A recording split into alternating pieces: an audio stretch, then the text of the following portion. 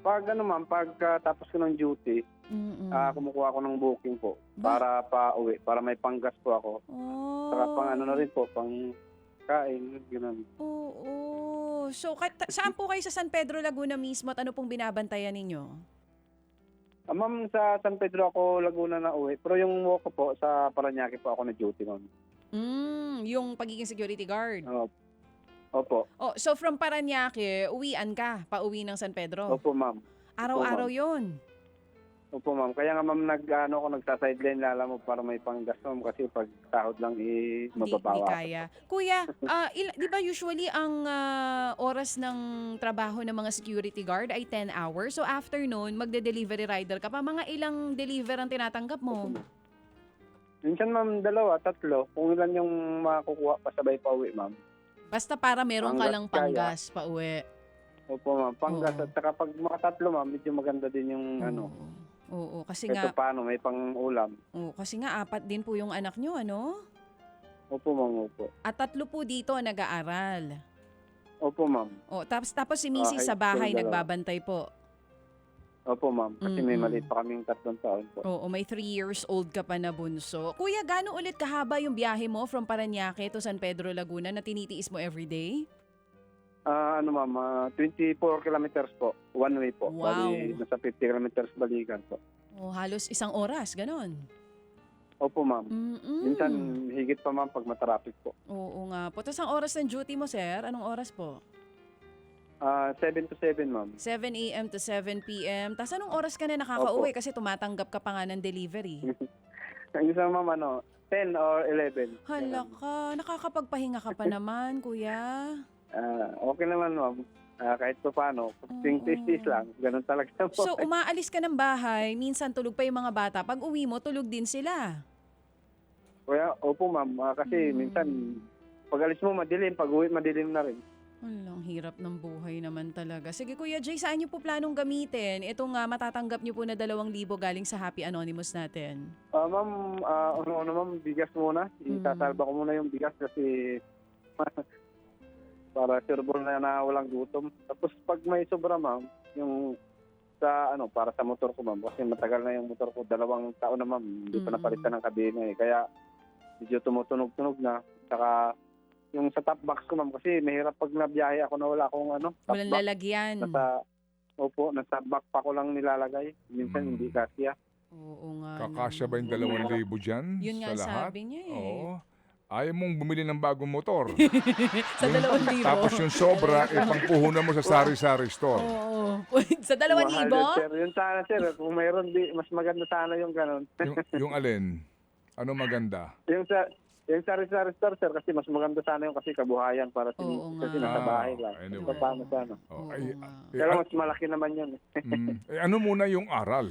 Oh, ito muna. Ano muna yung Bible verse na binigay sa sige atin po. last Friday? Kawikaan 22-23. Huwag mong samantalahin ang kahinaan ng mahihirap ni pagmalabisan ang duka sa harap ng hukuman sapagkat ipagtatanggol sila ni Yahweh at agawan niya ang nanghagaw sa mga iyon. Yun, mga kawikaan 22 to 23. Matagal na po kayo nakikinig sa amin. Ito po ba sa radyo o sa TV? Sa radyo, ma'am, matagal na po. Oo. Since pandemic pa po. 2020 Kaya marami pa. na nga akong Mm-mm. marami na akong nakasali sa mga pabida, gano'n. Oo. At least sa wakas na pili na rin. Kasi nga yung oras ng Salamat po, trabaho mo ay oras ng programa namin. So meron kang radyo dun sa Opo, kung saan ma'am. ka nag-work sa Parañaque, Opo, sir. ma'am. Oh, sige. Opo, ma'am. Sige po, ganito kuya. Yung 2,000 piso, sure na ipapadala namin yan ngayong araw. Pero kung lagi ka nakikinig, sigurado ako, alam mo na hindi pa ito yung huli. Aantayin lang po namin Opo, yung ma'am. mga patunay mo dun sa kwento. Alam mo naman mga Happy Anonymous natin, nanonood at nakikinig Opo, lang ma'am. yan. Yung sinasabi mo, o di ba yung sinasabi mo kanina, na gusto mo sana ng sari-sari, maliit na sari-sari store for your misis, pakitaan mo nga kami, saan kaya niya po pwedeng itayo yan kung sakali? Meron po ba kayong pwesto sa bahay? Opo, ma'am. Dati, ma'am, may tindahan na kami. Kaya lang nung pandemic na wala na po kasi.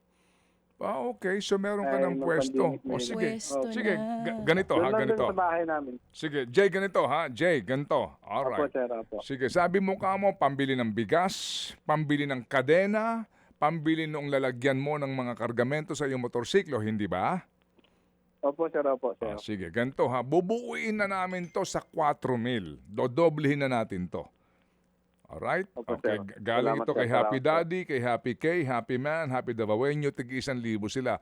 Pero ang sabi ng ating mga Happy Anonymous, kung sakasakali, pakitaan mo nga kami niyang pwestong binabanggit mo para makapagsimula si Mrs. mo ng kanyang kabuhayan na sari-sari store.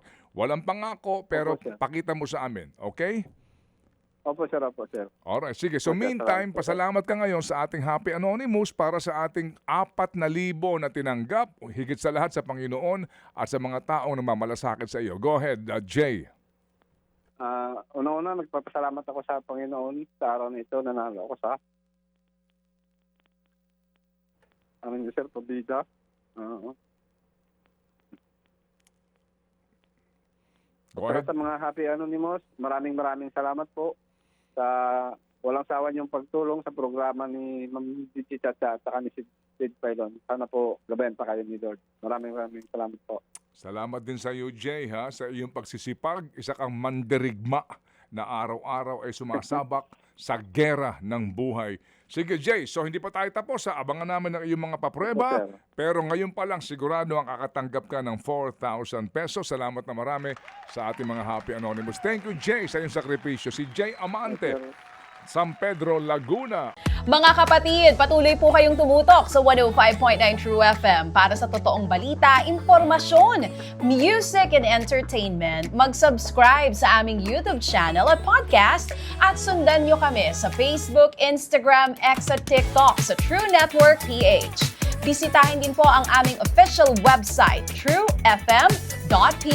At panoorin din kami sa True TV Signal, Channel 19. Kami po ang 105.9 True FM. Laging true sa'yo, kapatid.